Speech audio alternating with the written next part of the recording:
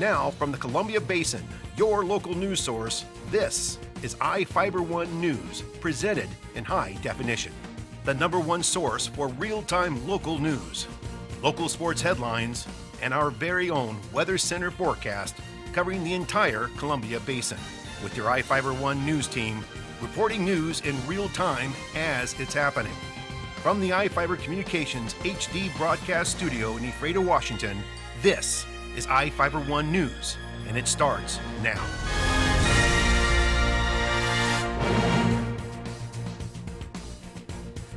Welcome to iFIBER 1 News. I'm Cody Johnson, and today is Friday, November 30th.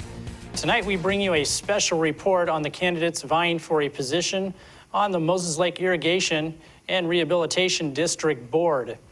But first, a quick history on the MLIRD. The district was first created in 1928 to maintain and improve the water quality and usability of Moses Lake.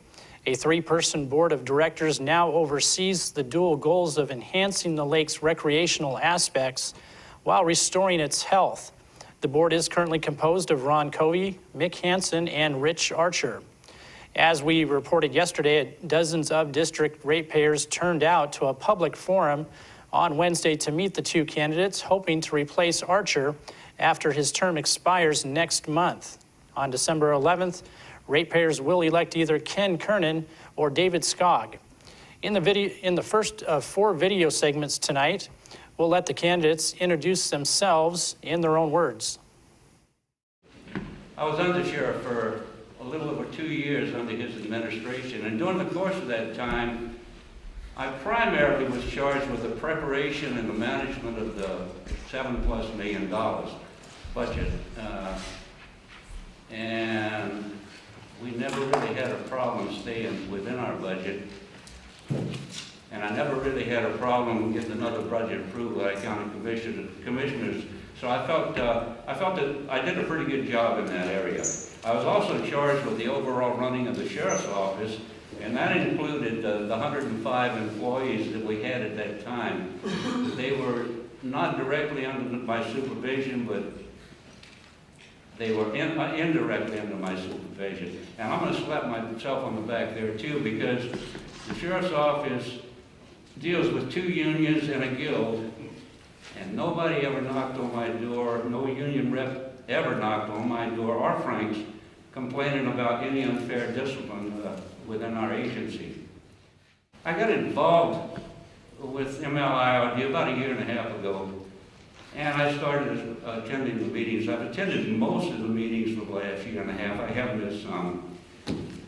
And frankly, I have to say, I got a little upset, mostly sometimes at the tone of the meetings, but I also got upset seeing what, in my opinion, the way some of the decisions being made. I was sitting there one night and Rich Archer addressed one of the members of the audience, and they were having their little back and forth, and Rich said, well, if you don't like the way the board acts, why don't you run for director? And I thought, that's a good idea. It's different looking in